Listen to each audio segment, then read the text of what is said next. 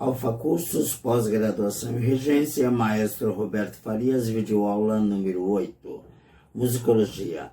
Apresentamos a seguir um outro artigo de Theodor Adorno, Crítica Cultural e Sociedade, que ao lado de O Fetichismo na Música e a Regressão da Audição, nos aproxima do pensamento deste importante filósofo e demais personagens da chamada Escola de Frankfurt, à sua época, e que nos servem de base à reflexão, observação e identificação de similaridades, diferenças e avanços das abordagens musicológicas que hoje vivenciamos, sobretudo no campo da crítica e da estética.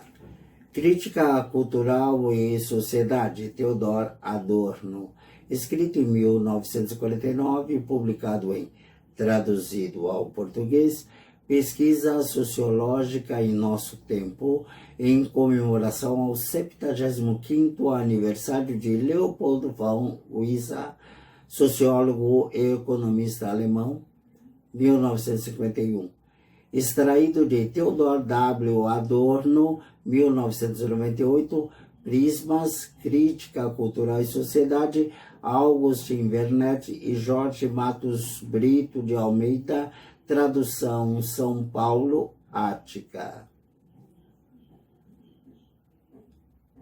A sonoridade da expressão crítica cultural deve incomodar quem está acostumado a pensar com os ouvidos, e não apenas porque combina, como a palavra automóvel, termos do grego e do latim. Ela recorda uma flagrante contradição. O crítico da cultura não está satisfeito com a cultura, mas deve unicamente a ela esse seu mal-estar.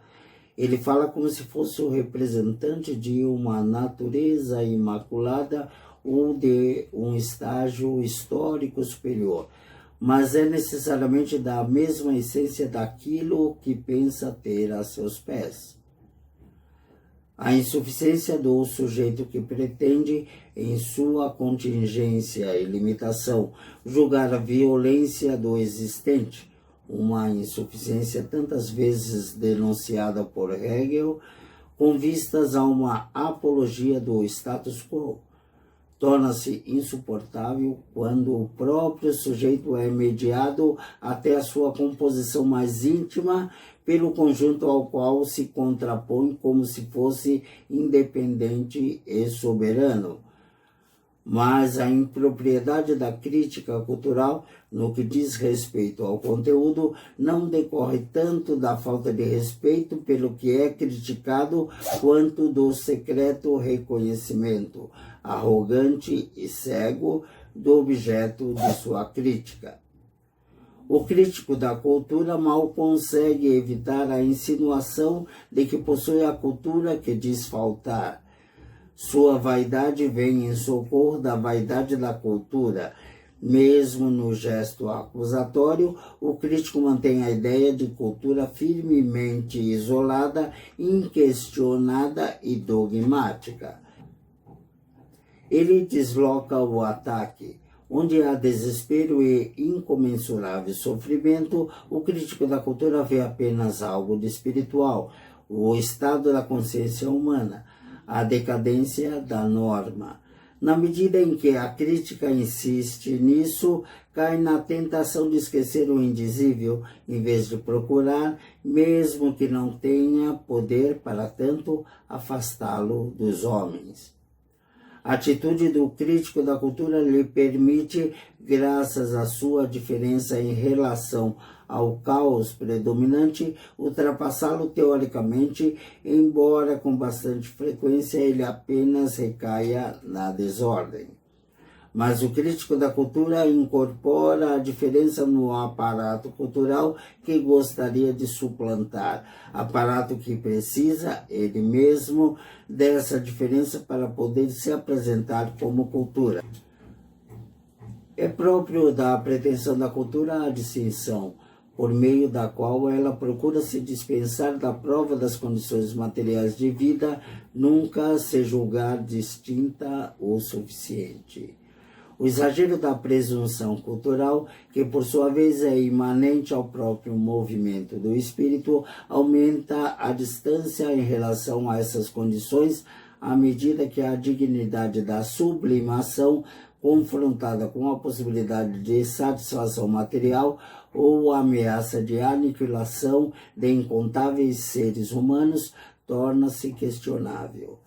O crítico da cultura faz dessa pretensão aristocrática um privilégio seu, perdendo sua legitimação ao cooperar com a cultura como um flagelo honrado e bem pago.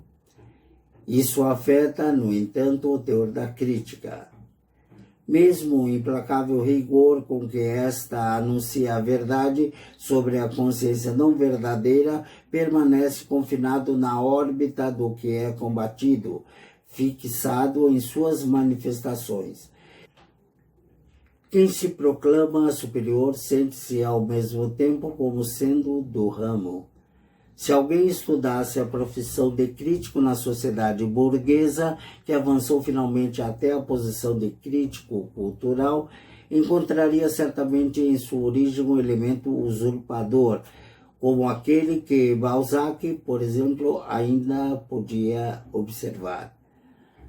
Os críticos profissionais eram, sobretudo, informantes. Orientavam sobre o mercado dos produtos espirituais. Alcançavam ocasionalmente com isso uma visão mais profunda da questão, permanecendo, contudo, sempre também como agentes do comércio em consonância, se não com seus produtos individuais, com a esfera do comércio enquanto tal. Eles trazem as marcas disso, mesmo que tenham abandonado o papel de agente. Que lhes tenha sido confiado o papel de perito e depois o de juiz foi algo inevitável do ponto de vista econômico, embora acidental no que diz respeito às suas qualificações objetivas. A agilidade que lhes proporcionava posições privilegiadas no jogo da concorrência, privilegiados porque o destino do que era julgado dependia em grande parte do seu voto, conferia aos seus julgamentos a ilusão de competência. Ocupando habilmente as lacunas e adquirindo com a expansão da imprensa uma maior influência, os críticos acabaram alcançando exatamente aquela autoridade que a sua profissão pretensamente já pressupunha. Sua arrogância provém do fato de que, nas formas da sociedade concorrencial, onde todo ser é meramente um ser para outro, até mesmo o próprio crítico passa a ser medido apenas segundo seu êxito no mercado, ou seja, na medida em que ele exerce a crítica. O conhecimento efetivo dos temas não era primordial, mas sempre um produto secundário. E quanto mais falta ao crítico esse conhecimento, tanto mais essa carência passa a ser cuidadosamente substituída pelo eruditismo e pelo conformismo. Essas relações se impõem tão impiedosamente ao espírito autônomo, quanto antes os ordenamentos heterônomos se impunham ao espírito comprometido. Não só o espírito se ajusta à sua venalidade mercadológica, reproduzindo com isso as categorias sociais predominantes, como se assemelha objetivamente o status quo, mesmo quando subjetivamente não se transforma em mercadoria. As malhas do todo são atadas cada vez mais conforme o modelo do ato de troca. Este permite à consciência individual cada vez menos espaço de manobra, passa a formá-la de antemão de um modo cada vez mais radical, cortando-lhe a priori a possibilidade da diferença que se degrada em mera nuance no interior da homogeneidade da oferta. Simultaneamente, a aparência de liberdade torna a reflexão sobre a própria não-liberdade incomparavelmente mais difícil do que antes. quando esta estava em contradição com uma não liberdade manifesta, o que acaba reforçando a dependência. Esses momentos, em conjunto com a seleção social dos portadores do espírito, têm como resultado a regressão do espírito. Sua responsabilidade transforma-se, de acordo com a tendência preponderante da sociedade, em ficção. De sua liberdade, o espírito desenvolve apenas o momento negativo, a herança de sua condição monadológica e sem projetos, a irresponsabilidade. Fora disso, porém, ele adere cada vez mais firmemente, como mero ornamento, à infraestrutura da qual pretendia se destacar.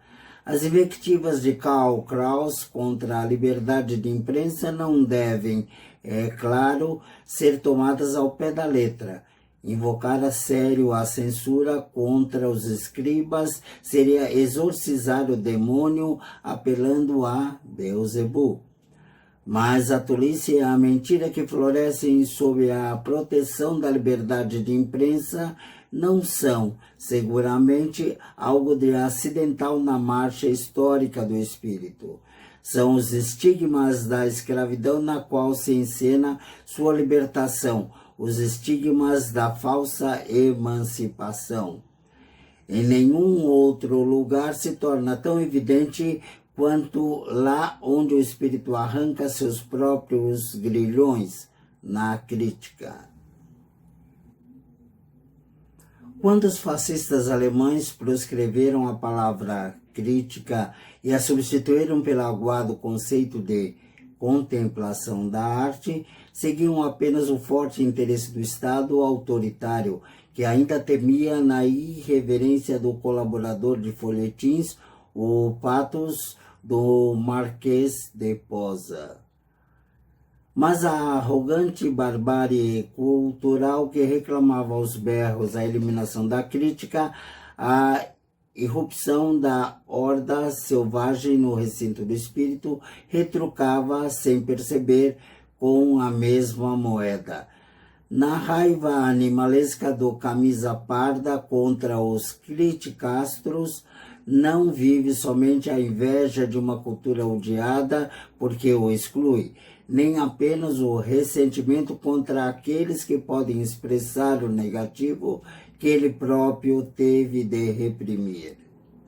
O decisivo é que o gesto soberano do crítico encena aos leitores a independência que ele não possui e presume um papel de comando que é irreconciliável com seu próprio princípio de liberdade espiritual. Isso enerva os seus inimigos.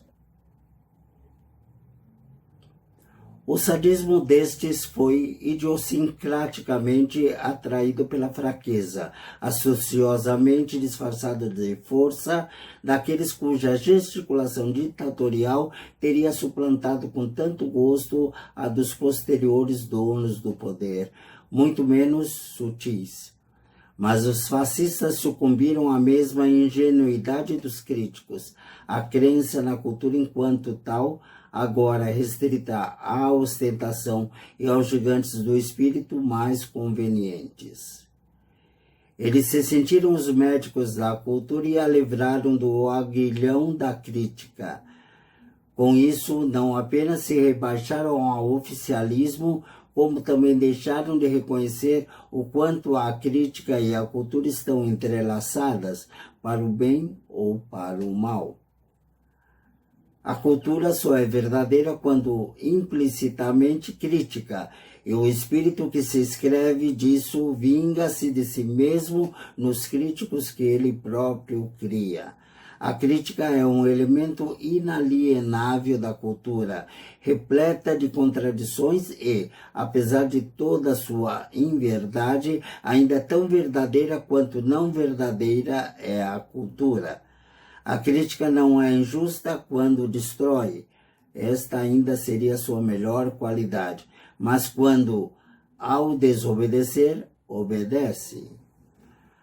A cumplicidade da crítica cultural com a cultura não reside na mera mentalidade do crítico, editada sobretudo pela relação do crítico com aquilo de que trata. Ao fazer da cultura o seu objeto, o crítico toma a objetivá-la. O sentido próprio da cultura, entretanto, consiste na interrupção da objetivação. Tão logo a cultura se congela em bens culturais e na sua repugnante racionalização filosófica, os chamados valores culturais peca contra a sua razão de ser. Na destilação desses valores, termos no qual ecoa, não por acaso, a linguagem da troca de mercadorias, a cultura se entrega às determinações do mercado. Mesmo no entusiasmo por grandes civilizações exóticas, pulsa a excitação como uma peça rara, a qual pode-se investir algum dinheiro. Quando a crítica cultural, até mesmo em Valery, alia-se ao conservadorismo, deixa-se conduzir secretamente por um conceito de cultura que aspira, na era do capitalismo tardio, a uma forma segura de propriedade, que não seja afetada pelas oscilações da conjuntura. Esse conceito de cultura se apresenta como livre em relação ao sistema e capaz de garantir segurança universal e meio à dinâmica universal. O crítico da cultura tem como modelo, além do crítico de arte, o colecionador que avalia com desprezo os objetos que deseja adquirir. A crítica cultural lembra geralmente o gesto do comerciante regateador, como no caso do especialista que contesta a autenticidade de um quadro ou classifica entre as obras menores de um mestre. Despreza-se o objeto para lucrar mais. Enquanto avaliador, o crítico da cultura tem inevitavelmente de se envolver com uma esfera maculada por valores culturais, mesmo quando luta zelosamente contra a mercantilização da cultura. Em sua atitude contemplativa em relação a ela, introduz-se necessariamente um inspecionar, um supervisionar, um pesar, um selecionar. Isto lhe serve, aquilo ele rejeita. Justamente sua soberania, a pretensão de possuir um conhecimento profundo do objeto, a separação entre o conceito e seu conteúdo através da independência do juízo, ameaça sucumbir à configuração reificada do objeto, na medida em que a crítica cultural apela a uma coleção de ideias estabelecidas, fetichizando categorias isoladas como espírito, vida e indivíduo. Mas o seu supremo fetiche é o conceito de cultura enquanto tal, pois nenhuma obra de arte autêntica e nenhuma filosofia verdadeira jamais esgotaram o seu sentido em si mesmas, em seu ser em si. Sempre estiveram relacionadas ao processo vital real da sociedade, do qual se separaram. Justamente a renúncia à rede de culpa de uma vida que se reproduz cega e rigidamente, a insistência na independência e na autonomia, no rompimento com o reino estabelecido dos fins, implica, ao menos como elemento inconsciente, a referência a uma situação na qual a liberdade seria realizável. Mas a liberdade permanecerá uma promessa ambígua da cultura enquanto sua existência depender de uma realidade mistificada, ou seja, em última instância, do poder de disposição sobre o trabalho de outros. O fato de que a cultura europeia como um todo tenha degenerado em mera ideologia aquilo que oferece ao consumo, hoje prescrito a populações inteiras por managers e técnicos em psicologia, provém da mudança de sua função em relação à prática material, de sua renúncia a uma intervenção direta. Essa mudança certamente não foi nenhum pecado original, mas algo imposto historicamente, pois apenas fragmentariamente, no recolhimento em si mesma, a cultura burguesa alcança a ideia de pureza em relação aos traços deformadores de uma desordem que se expande sobre a totalidade dos setores da existência. A cultura burguesa só permanece fiel aos homens quando subtrai a si própria, e assim aos homens, da prática que se convenceu em seu oposto, da sempre renovada produção da mesmice, da prestação de serviços ao cliente como serviço ao manipulador. Mas essa concentração da cultura burguesa em sua substância intrínseca, que encontrou sua maior expressão na poesia e na teoria de Paul Valéry, trabalha ao mesmo tempo para o esvaziamento dessa substância. No momento em que a ponta do espírito voltada para a realidade é afastada, o sentido do espírito se modifica, apesar da mais rigorosa preservação de seu sentido. Pela resignação diante da fatalidade do processo vital e mais ainda por sua consolidação como um âmbito especial entre outros, o espírito se alia ao mero ente, Blossheim, e transforma-se ele próprio em um mero ente.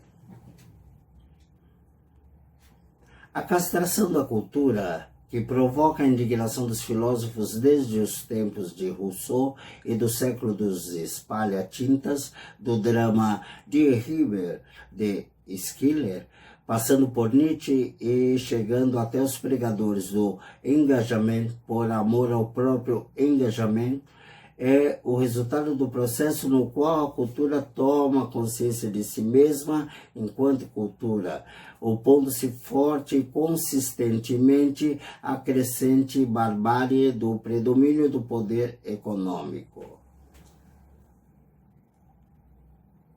O que parece ser a decadência da cultura é o seu puro caminhar em direção a si mesma. A cultura deixa-se idolatrar apenas quando está neutralizada e reificada. O fetichismo passa a gravitar na órbita da mitologia. Os críticos da cultura se embriagam, na maioria das vezes, com ídolos provenientes da antiguidade e até do duvidoso e já evaporado calor da era liberal, que exortava a sua origem no momento em que sucumbia. Como a crítica cultural se levanta contra a progressiva integração de toda a consciência no aparato de produção material, mas não consegue ver para além disso, volta-se para o passado, seduzida pela promessa de imediatidade. É levada a isso por sua própria força gravitacional, e não simplesmente pela influência de uma ordem social que se vê obrigada a encobrir, por uma gritaria contra a desumanização e o progresso, todo progresso no processo de desumanização por ela conduzido. O isolamento do espírito em relação à produção material certamente eleva sua cotação, mas também o transforma, na consciência geral, em bode expiatório de tudo o que é perpetrado pela praxis. A culpa é atribuída ao esclarecimento enquanto tal, não ao esclarecimento enquanto instrumento da dominação efetiva. Daí o irracionalismo da crítica cultural. Uma vez que ela retira o espírito da dialética que este mantém com as condições materiais, passa a concebê-lo unívoca e linearmente como um princípio de fatalidade, sonegando assim os momentos de resistência do espírito. O crítico da cultura não é capaz de compreender que a reificação da própria vida repousa não em um excesso, mas em uma escassez de esclarecimento, e que as mutilações infligidas à humanidade pela racionalidade particularista contemporânea são estigmas da irracionalidade total. A abolição dessa irracionalidade, que coincidiria com a abolição da separação entre trabalho manual e trabalho intelectual, aparece a cegueira da crítica cultural como o caos. Para quem glorifica a ordem e a estrutura de qualquer espécie, essa separação petrificada torna-se um arquétipo do eterno. Que a cisão mortal da sociedade possa um dia terminar é para ele o sinônimo de uma fatalidade mortal. É preferível o fim de todas as coisas do que a humanidade por um fim à reificação. O medo de que isso possa ocorrer se harmoniza com os interesses dos interessados na manutenção da negativa material. Sempre que a crítica cultural se queixa do materialismo, promove a crença de que o pecado é o desejo dos homens por bens de consumo e não a organização do todo que nega aos homens esses bens. Para o crítico da cultura, o pecado é a saciedade e não a fome.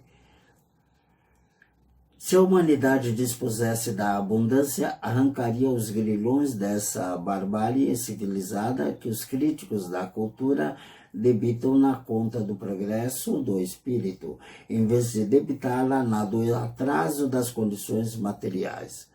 Os valores eternos aos quais a crítica cultural se refere espelham a doença perenizada.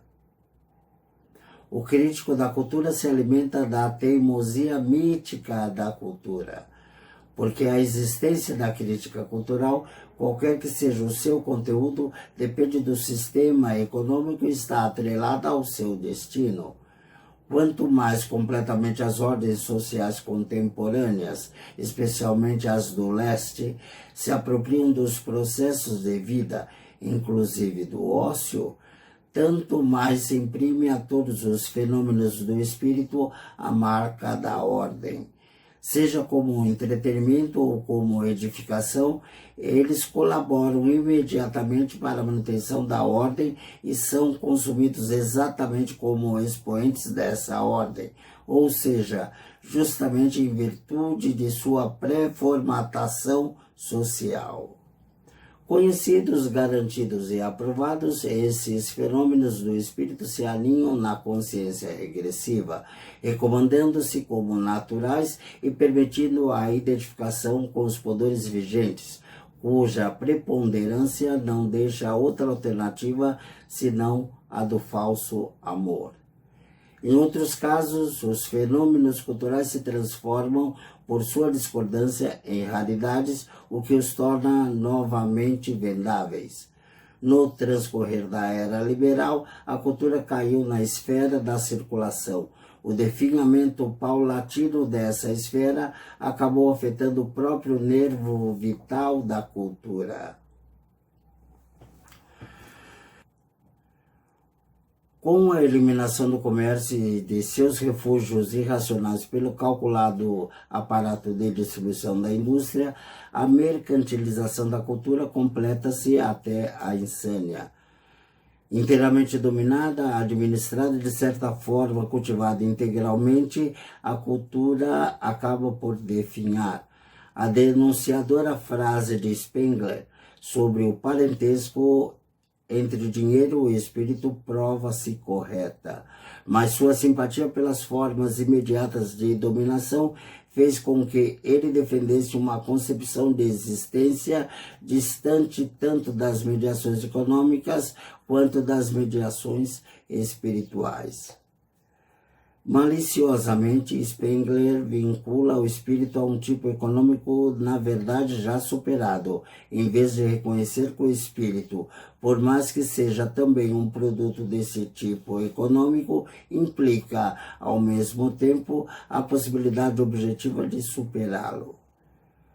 Assim como a cultura surgiu no mercado, no comércio, na comunicação e na negociação como algo distinto da luta imediata pela autopreservação individual. Assim como ela se irmana no capitalismo clássico ao comércio, e assim como os seus portadores se incluem entre as terceiras pessoas e se sustentam como intermediários. Assim, a cultura, considerada socialmente necessária, segundo as regras clássicas, ou seja, algo que se reproduz economicamente, restringe-se novamente ao âmbito em que se iniciou, o da mera comunicação. Sua alienação do humano desemboca na absoluta docilidade em relação a uma humanidade metamorfoseada em clientela pelos fornecedores. Em nome dos consumidores, os que dispõem sobre a cultura reprimem tudo o que poderia fazer com que ela escapasse à imanência total da sociedade vigente, permitindo apenas o que serve inequivocamente aos seus propósitos. A cultura dos consumidores pode, por isso, vangloriar-se de não ser um luxo, mas o simples prolongamento da produção. Em consonância com isso, as etiquetas políticas calculadas para a manipulação das massas estigmatizam unanimemente como luxo, snobismo e highbrow intelectual, tudo o que na cultura desagrada aos comissários. Somente quando a ordem estabelecida passa a ser aceita como medida de todas as coisas, a sua mera reprodução na consciência converte-se em verdade. A crítica cultural aponta para isso, reclamando contra a superficialidade e a perda de substância. Ao restringir sua atenção, porém, ao entrelaçamento entre cultura e comércio, a própria crítica cultural participa da superficialidade, agindo de acordo com o esquema dos críticos sociais reacionários, que contrapõem o capital produtivo ao capital usurário. Na medida em que, de fato, toda cultura toma parte no contexto de culpa da sociedade, ela deve sua existência à injustiça já cometida na esfera da produção. O mesmo ocorre, segundo a dialética do esclarecimento, com o comércio. É por isso que a crítica cultural desloca a culpa. Ela é ideologia na medida em que permanece como mera crítica da ideologia. Os regimes totalitários de ambos os gêneros, buscando proteger o status quo das últimas inconveniências que temem de uma cultura já reduzida à condição de lacaio, conseguem convencer pela força essa cultura e sua autoconsciência de seu servilismo. Eles atacam o espírito que já se tornou insuportável em si mesmo e com isso ainda se sentem purificadores e revolucionários. A função ideológica da crítica cultural atrela à ideologia sua própria verdade, a resistência contra a ideologia. A luta contra a mentira acaba beneficiando o mais puro terror. Abre aspas. Quando ouço falar em cultura, destravo o meu revólver, fecha aspas, dizia o porta-voz da Câmara de Cultura do Reich de Hitler. Mas a crítica cultural somente pode reprovar tão incisivamente a cultura por sua decadência, apontada como uma violação da pura autonomia do espírito, uma prostituição, porque a própria cultura surge da separação radical entre trabalho intelectual e trabalho braçal, extraindo dessa separação, desse pecado original, a sua força.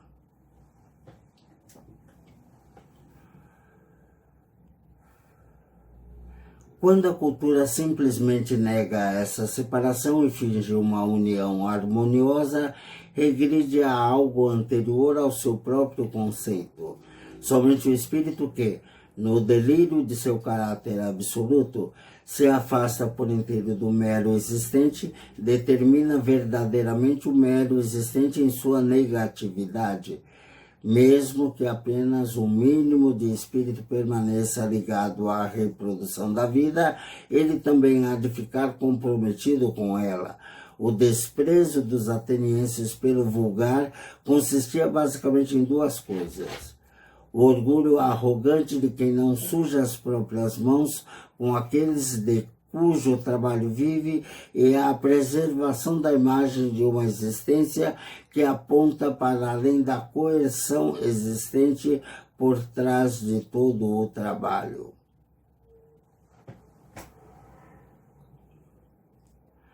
Ao dar voz à má consciência, projetando-a nas vítimas como baixeza, essa atitude denuncia ao mesmo tempo o estado em que as vítimas se encontram, a submissão dos homens às formas vigentes da reprodução da vida. Toda cultura pura tem causado mal-estar aos porta-vozes do poder. Platão e Aristóteles sabiam muito bem porque não podiam deixar vingar essa concepção de cultura, preferindo defender em questões sobre o julgamento da arte um pragmatismo que se encontra em surpreendente contraste com o patos dos dois grandes metafísicos.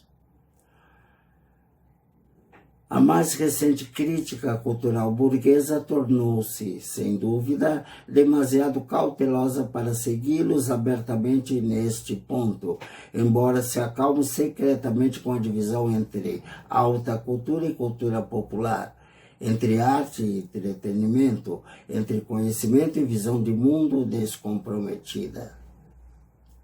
Essa crítica cultural burguesa é tão mais antivulgar do que a antiga elite ateniense, quanto o proletariado é mais perigoso do que os escravos. O moderno conceito de cultura pura e autônoma indica que o antagonismo tornou-se inconciliável, tanto pela falta de compromisso para com o que é para o outro, quanto pela híbris, arrogância da ideologia que se entroniza como o que é em si. A crítica cultural compartilha com seu objeto o ofuscamento. Ela é incapaz de deixar aflorar o reconhecimento de sua fragilidade, que é intrínseca à separação entre trabalho intelectual e trabalho manual. Nenhuma sociedade que contradiga o seu próprio conceito, o de humanidade, pode ter plena consciência de si mesma. Para impedir que isso ocorra, não é preciso nem mesmo o aparato ideológico subjetivo, ainda que este, em períodos de grandes mudanças sociais, costume reforçar o ofuscamento objetivo.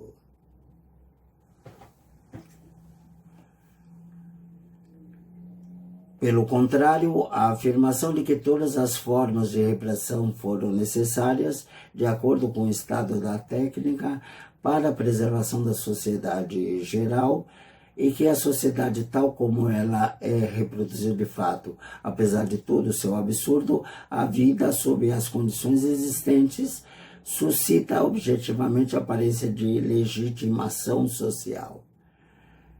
A cultura, enquanto conteúdo essencial da autoconsciência de uma sociedade constituída por classes antagônicas, não pode libertar-se dessa aparência, como também não o pode aquela crítica cultural que mede a cultura segundo o seu próprio ideal. Em uma fase na qual a irracionalidade e a falsidade objetiva se escondem atrás da racionalidade e da necessidade objetiva, a aparência tornou-se total. Ainda assim, em virtude de sua violência real, os antagonismos acabam se impondo também na consciência. Justamente porque a cultura, para a glorificação da sociedade, afirma como válido o princípio de harmonia na sociedade antagônica, não pode evitar o confronto da sociedade com seu próprio conceito de harmonia, o que leva a cultura a tropeçar em desarmonias. A ideologia que afirma a vida entra em contradição com a vida pelo impulso imanente do ideal.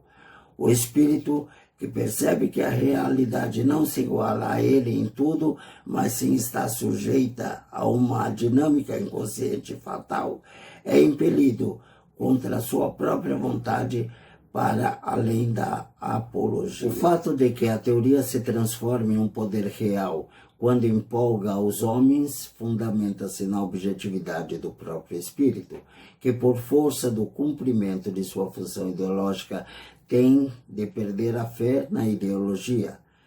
Movido pela incompatibilidade da ideologia com a existência, o espírito, ao expressar o ofuscamento, expressa ao mesmo tempo a tentativa de escapar a ele. Desiludido, o espírito percebe a crueza da mera existência e passa a responsabilidade à crítica. Então, ou ele amaldiçoa a base material a partir do sempre questionável critério de seu princípio puro, ou toma consciência, por sua incompatibilidade com a base material, de sua própria questionabilidade. Por força da dinâmica da sociedade, a cultura torna-se crítica cultural. Esta mantém o conceito de cultura, demolindo, porém, as suas manifestações contemporâneas como meras mercadorias e meios de emburrecimento.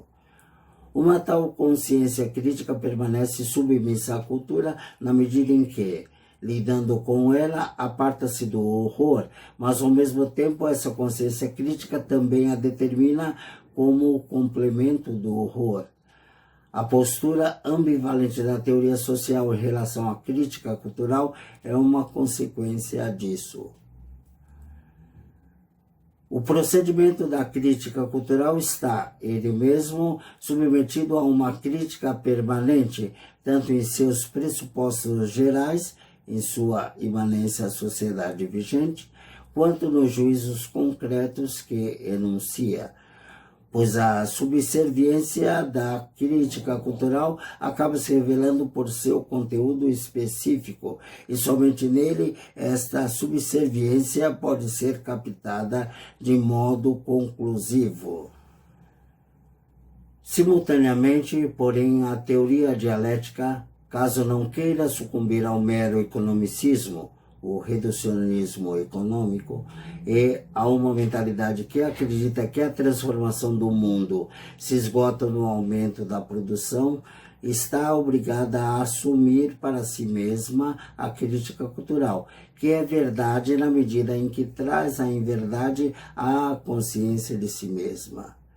Se a teoria dialética mostra-se desinteressada pela cultura enquanto um mero epifenômeno, em filosofia e psicologia, a consciência tida apenas como elemento acessório, acaba contribuindo para que a confusão cultural continue a se propagar e colabora na reprodução do que é ruim.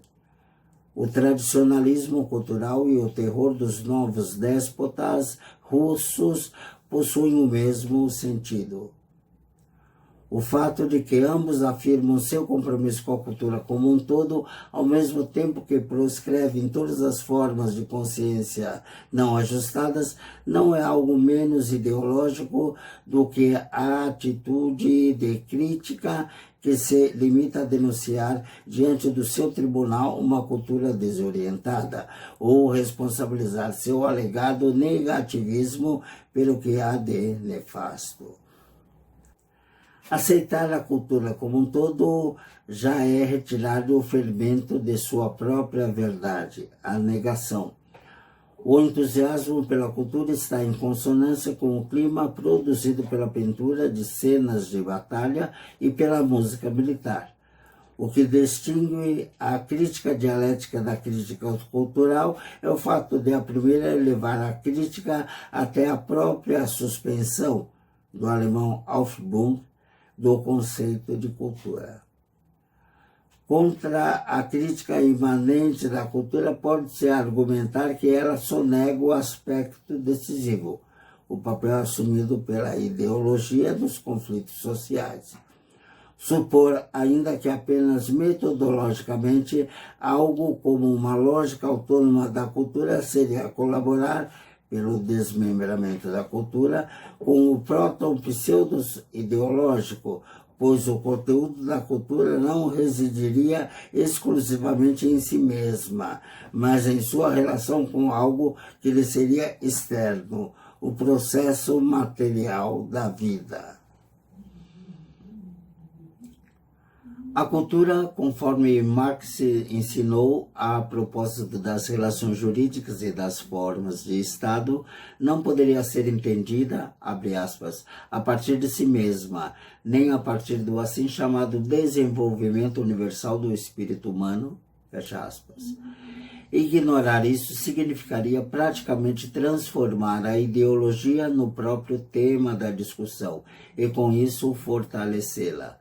De fato, a versão dialética da crítica cultural não deve hipostasiar, ou seja, considerar falsamente, os critérios da cultura. A crítica dialética posiciona-se de modo dinâmico ao compreender a posição da cultura no interior do todo. Sem essa liberdade e sem o transcender da consciência para além da imanência cultural, a própria crítica imanente não seria concebível. Só é capaz de acompanhar a dinâmica própria do objeto aquele que não estiver completamente envolvido por ele. Mas a exigência tradicional de uma crítica da ideologia também está sujeita a uma dinâmica histórica. Ela foi concebida contra o idealismo, visto como a forma filosófica na qual se espelharia a fetichização da cultura. Hoje, no entanto, a determinação da consciência pelo ser tornou-se um meio de escamotear toda consciência que não estiver de acordo com o existente.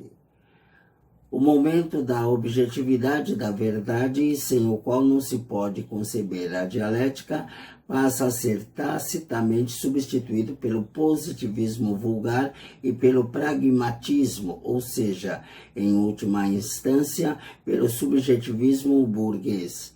Na era burguesa, a teoria predominante era a ideologia e a praxis oposicionista se contrapunha imediatamente a ela. Hoje, a rigor, quase não há mais teoria, e a ideologia é como ruído produzido pelas engrenagens da praxis inexorável. Não se usa mais pensar nenhuma frase que não inclua gentilmente, em todas as áreas, indicações precisas sobre a quem ela deveria favorecer, o que antigamente era tarefa da polêmica a descobrir. Mas o pensamento não ideológico é aquele que não se deixa reduzir a operational terms, procurando, em vez disso, ajudar a conduzir a própria coisa àquela linguagem que seria, de outro modo, bloqueada pela linguagem dominante. Desde que toda associação político-econômica avançada passou a considerar óbvio e evidente que o que importa é modificar o mundo e o que é bobagem ficar interpretando-o, tornou-se difícil simplesmente invocar as teses contra Feuerbach. A dialética inclui também a relação entre ação e contemplação, em uma época na qual as ciências sociais burguesas, segundo Scheller, saquearam o conceito marxista de ideologia, diluindo-o no relativismo generalizado. O perigo de se desconhecer a função das ideologias já é menor do que o perigo representado pela tendência de se dispor de maneira administrativa, classificatória e estranha ao objeto sobre as formações espirituais, enxertando-as simploriamente nas constelações de poder vigentes, que caberia ao espírito desvendar. Como vários outros elementos do materialismo dialético, também a noção de ideologia foi transformada de um meio de conhecimento em um meio de controle do conhecimento. Em nome da dependência da superestrutura em relação à infraestrutura, passa-se a vigiar a utilização das ideologias em vez de criticá-las. Ninguém mais se preocupa com o conteúdo objetivo das ideologias, desde que estas cumpram sua função. Mas a própria função das ideologias torna-se manifestamente cada vez mais abstrata. A suspeita dos antigos críticos culturais se confirmou. Em um mundo onde a educação é um privilégio e o aprisionamento da consciência impede de toda maneira o acesso das massas à experiência autêntica das formações espirituais, já não importam tanto os conteúdos ideológicos específicos, mas o fato de que simplesmente haja algo preenchendo o vácuo da consciência expropriada e desviando a atenção do segredo conhecido por todos. No contexto de seu efeito social, é talvez menos importante saber quais as doutrinas ideológicas específicas que um filme sugere aos seus espectadores, do que o fato de que estes, ao voltar para casa, estão mais interessados nos nomes dos atores e seus casos amorosos. Conceitos vulgares como entretenimento são muito mais adequados do que considerações pretensiosas sobre o fato de o escritor ser representante da pequena burguesia e outro da alta burguesia. A cultura tornou-se ideológica não só como a quintessência das manifestações subjetivamente elaboradas pelo espírito objetivo, mas, em maior medida, também como esfera da vida privada. Esta esconde, sob a aparência de importância e autonomia, o fato de que é mantida apenas como apêndice do processo social. A vida se transforma em ideologia da reificação em máscara mortuária. É por isso que a tarefa da crítica, na maioria das vezes, não é tanto sair em busca de determinados grupos de interesse aos quais devem subordinar-se os fenômenos culturais, mas sim decifrar quais elementos da tendência geral da sociedade se manifestam através desses fenômenos, por meio dos quais se efetivam os interesses mais poderosos. A crítica cultural converte-se em fisiognomoma, por meio dos quais se efetivam os interesses mais poderosos. A crítica cultural converte-se em fisiognomoma social.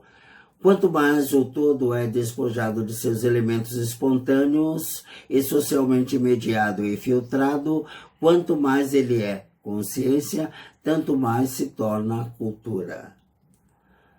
O processo material de produção se manifesta finalmente como aquilo que era em sua origem, ao lado dos meios de manutenção da vida, na relação de troca, como uma falsa consciência das partes contratantes, uma a respeito da outra, como ideologia. Inversamente, contudo, a consciência torna-se cada vez mais um mero momento de transição na montagem do todo. Hoje, ideologia significa sociedade enquanto aparência, embora seja mediada pela totalidade, atrás da qual se esconde a dominação do parcial. A ideologia não é redutível pura e simplesmente a um interesse parcial. Por isso, de certo modo, está em todas as suas partes a mesma instância, o centro A. Teoria crítica não pode admitir a alternativa entre colocar em questão, a partir de fora, a cultura como um todo, submetida ao conceito supremo de ideologia, ou confrontá-la com as normas que ela mesma cristalizou. Quanto à decisão de adotar uma postura imanente ou transcendente, trata-se de uma recaída na lógica tradicional, criticada na polêmica de Hegel contra Kant. Todo e qualquer método que determina limites e se mantém dentro dos limites desse objeto suplanta, justamente por isso, esses limites. A posição que transcende a cultura é, em certo sentido, pressuposta pela dialética como aquela consciência que não se submete, de antemão, à fetichização da esfera do espírito. Dialética significa intransigência contra toda e qualquer reificação. O método transcendente que se dirige ao todo parece mais radical do que o método imanente, que pressupõe desde o início este todo questionável. O método transcendente pretende assumir uma posição semelhante a um ponto arquimediano, que transcenda a cultura e a rede de ofuscamento, a partir da qual a consciência conseguisse pôr em movimento a totalidade, por maior que fosse a inércia desta. O ataque ao todo retira sua força do fato de que quanto mais o mundo possui a aparência de unidade e totalidade, maior é o avanço da reificação e, portanto, da divisão. Mas a liquidação sumária da ideologia, que na esfera soviética já se tornou um pretexto para o terror cínico, na forma de respeito ao objetivismo, concede demasiada honra a essa totalidade. Esta atitude compra em bloco da sociedade a sua cultura, sem levar em conta a maneira pela qual a sociedade a utiliza. A ideologia, ou seja, a aparência socialmente necessária, é hoje a própria sociedade real, na medida em que o seu poder integral e sua inexorabilidade, a sua irresistível existência em si, substitui o sentido por ela própria exterminado. A escolha de um ponto de vista subtraído da órbita da ideologia é tão fictícia quanto somente o foi a elaboração de utopias abstratas. É por isso que a crítica transcendente da cultura, semelhante à crítica burguesa da cultura, vê-se obrigada a retroceder, conjurando aquele ideal do natural, que já é por si mesmo uma peça-chave da ideologia burguesa. O ataque transcendente à cultura fala geralmente a linguagem da falsa ruptura, a linguagem do homem natural, Naturbursche. Ele despreza o espírito. As formações espirituais, apesar de tudo, são feitas pelo homem e servem apenas para encobrir a vida natural. Em nome dessa suposta futilidade, as formações espirituais deixam-se manipular arbitrariamente, sendo utilizadas para fins de dominação. Isso explica a insuficiência da maioria das contribuições socialistas à crítica cultural. Elas fogem à experiência daquilo com que se ocupam. Ao desejar, como que por um golpe de borracha, apagar o todo, desenvolvem afinidades com a barbárie, e as suas simpatias são inegavelmente com o mais primitivo, o menos diferenciado, por mais que isso também esteja em contradição com o próprio estágio de desenvolvimento da força de produção intelectual. A rejeição peremptória da cultura torna-se pretexto para promover os mais rudes, os mais saudáveis, eles mesmos repressivos e, sobretudo, para resolver obstinadamente a favor da sociedade o eterno conflito entre sociedade e indivíduo, um conflito que deixa marcas em ambos, segundo os critérios dos administradores que se apoderaram da sociedade. A partir desse ponto, basta um passo para a reintrodução oficial da cultura, O procedimento imanente, por ser o mais essencialmente dialético, resiste contra isso. Ele leva a sério o princípio de que o não verdadeiro não é a ideologia em si, mas a sua pretensão de coincidir com a realidade. Crítica imanente de formações espirituais significa entender, na análise de sua conformação e de seu sentido, a contradição entre a ideia objetiva dessas formações e aquela pretensão, nomeando aquilo que expressa em si a consistência e a inconsistência dessas formações em face da constituição da existência. Uma crítica como esta não se limita ao reconhecimento geral da servidão do espírito objetivo, mas procura transformar esse reconhecimento em força de observação da própria coisa. A compreensão da negatividade da cultura só é concludente quando demonstra ser a prova certeira da verdade ou inverdade de um conhecimento, da coerência ou incoerência de um pensamento, do acerto ou desacerto de uma formação, da substancialidade. Essa crítica persegue a lógica de suas aporias, a insolubilidade intrínseca à própria tarefa. Compreende nestas antinomias as antinomias sociais. Para a crítica imanente, uma formação bem-sucedida não é, porém, aquela que reconcilia as contradições objetivas no engodo da harmonia, mas sim a que exprime negativamente a ideia de harmonia, ao imprimir na sua estrutura mais íntima, de maneira pura e firme, as contradições.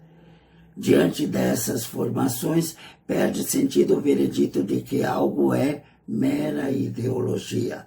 Ao mesmo tempo, no entanto, a crítica imanente não cansa de pôr em evidência que todo espírito, até hoje, encontra-se submetido a uma interdição.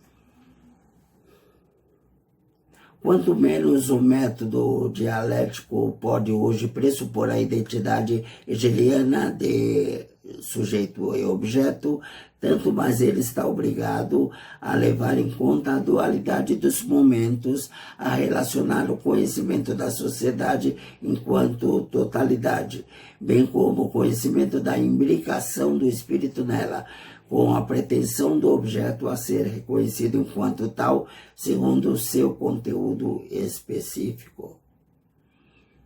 Por isso, a dialética não permite que nenhuma exigência de pureza lógica a impeça de passar de um gênero a outro, de fazer com que a coisa fechada sobre si própria se ilumine através do olhar voltado para a sociedade, de apresentar à sociedade a conta que a coisa não é capaz de pagar.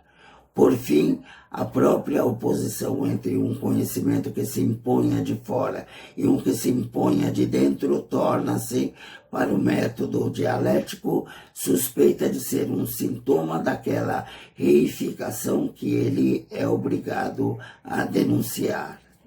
Ele não tem o poder de suspender, a partir de si mesmo, as contradições nas quais trabalha. Mesmo a mais radical reflexão quanto ao próprio fracasso é limitada pelo fato de que permanece apenas uma reflexão, sem alterar a existência que testemunha o fracasso do espírito. Por isso, a crítica imanente não consegue se confortar com o seu conceito. Ela não é vaidosa o suficiente para acreditar que sua imersão no espírito corresponderia imediatamente à libertação de seu cativeiro, nem é suficientemente ingênua para acreditar que, por força da lógica da coisa, a firme imersão no objeto levaria à verdade. Como se o conhecimento subjetivo sobre a má totalidade não se imiscuísse a todo instante, como o que vindo de fora na determinação do objeto. A atribuição abstrata a um pensamento igualmente administrativo, no primeiro caso, corresponde, no segundo, o fetichismo a um objeto que é cego quanto à sua gênese, que se tornou prerrogativa do especialista. Mas se a consideração obstinadamente imanente ameaça recair no idealismo, na ilusão de um espírito autossuficiente que dispõe sobre si e sobre a realidade, assim também a consideração transcendente corre o risco de esquecer o trabalho do conceito e se contentar com a rotulação prescrita, em geral o termo pequeno burguês, e com o casse, termo usado para o decreto do czar, vindo do alto. O pensamento topológico, que sabe o lugar de cada fenômeno, mas não sabe as características de nenhum, possui um secreto parentesco com o sistema paranoico da loucura, que se encontra alheio à experiência do objeto. O mundo passa a ser dividido em preto e branco por categorias que giram em falso, e desta forma é preparado para a dominação contra a qual os conceitos haviam sido outrora concebidos. Nenhuma teoria, nem sequer a verdadeira, está segura de jamais se perverter em suposição, se alguma vez renunciar a uma relação espontânea com o objeto. A dialética tem que se resguardar contra essa perversão, tanto quanto tem que se proteger do perigo de ficar aprisionada pelo objeto cultural. Não deve se sujeitar ao culto do espírito, nem à hostilidade contra o espírito. O crítico dialético da cultura deve participar e não participar da cultura. Só assim fará justiça à coisa e a si mesmo. A tradicional crítica transcendente da ideologia é obsoleta. Por princípio, devido à transposição direta do conceito de causalidade do âmbito da natureza física para o da sociedade, o método sucumbe exatamente àquela reificação que tem como tema crítico, regredindo a uma posição inferior a seu próprio objeto. Mesmo assim, o método transcendente pode invocar em sua defesa que só utiliza conceitos essencialmente reificados na medida em que a própria sociedade está reificada, que com a crueza e rigidez do conceito de causalidade coloca uma espécie de espelho diante da sociedade, que por sua vez transpõe para o espírito a sua própria crueza e rigidez, bem como a sua degradação. Mas a tenebrosa sociedade unitária não tolera mais sequer aqueles momentos relativamente autônomos e distanciados, aos quais outrora se referia a teoria da dependência causal entre superestrutura e infraestrutura. Nessa prisão ao ar livre em que o mundo está se transformando, já nem importa mais o que depende do que, pois tudo se tornou uno. Todos os fenômenos enrijecem-se em insígnias da dominação absoluta do que existe. Não há mais ideologia no sentido próprio de falsa consciência, mas somente propaganda a favor do mundo, mediante a sua duplicação e a mentira provocadora, que não pretende ser acreditada, mas que pede o silêncio. Exatamente por isso a questão da dependência causal da cultura, que logo ressoa como a voz daquilo que lhe impõe a dependência, contém algo de primitivo. No fim das contas, entretanto, até mesmo o método imanente é atingido por isso. Ele é arrastado por seu objeto para o abismo. A cultura materialisticamente transparente não se tornou materialisticamente mais honesta, apenas mais vulgar. Com a perda de sua própria particularidade, perdeu também o sal da verdade, que antigamente consistia em sua oposição a outras particularidades. Colocá-la diante da responsabilidade que recusa é apenas afirmar sua pretensão de relevância cultural. Neutralizada e pré-fabricada, a totalidade da cultura tradicional acaba sendo hoje aniquilada através de um processo inexorável. A sua herança, reclamada pelos russos com ar vitorioso, tornou-se dispensável e supérflua em larga escala, um refúgio para o qual os mercadores da cultura de massa podem, então, novamente apontar com um sorriso irônico, já que eles a tratam exatamente dessa forma. Quanto mais totalitária for a sociedade, tanto mais reificado será também o espírito, e tanto mais paradoxal será o seu intento de escapar por si mesmo da reificação. Mesmo a mais extremada consciência do perigo corre o risco de degenerar em conversa fiada. A crítica cultural encontra-se diante do último estágio da dialética entre cultura e barbárie. Escrever um poema após Auschwitz é um ato bárbaro, e isso corrói até mesmo o conhecimento, e porque hoje se tornou impossível escrever poemas.